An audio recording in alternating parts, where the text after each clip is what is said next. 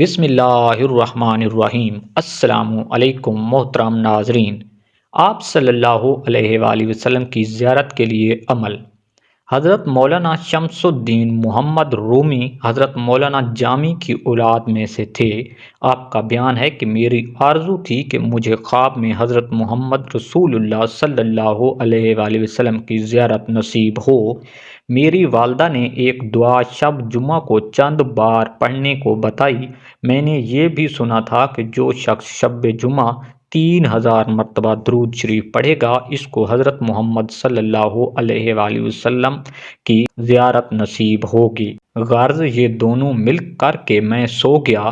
خواب میں دیکھا کہ میں گھر سے باہر ہوں اور میری والدہ میرے انتظار میں ہیں اور فرما رہی ہیں کہ میں تمہاری منتظر ہوں۔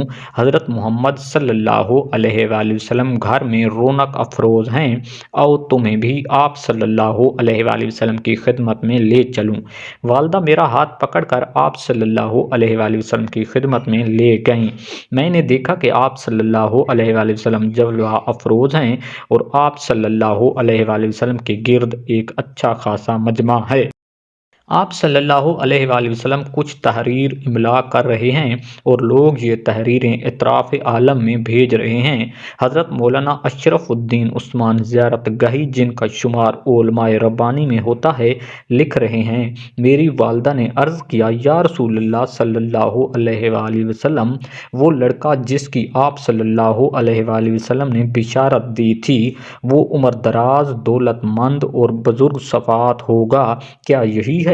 آپ صلی اللہ علیہ وآلہ وسلم نے میری جانب نظر ڈالی اور تبسم فرما کر ارشاد فرمایا کہ یہ وہی لڑکا ہے۔ امید کرتا ہوں آج کی سٹوری آپ کو پسند آئی ہوگی۔ اگر پسند آئی ہے تو ہمارے چینل کو ضرور سبسکرائب کریں اور بیل آئیکن کو پریس کر دیں تاکہ ہماری ہر نئی آنے والی ویڈیو آپ تک آسانی سے پہنچ سکے۔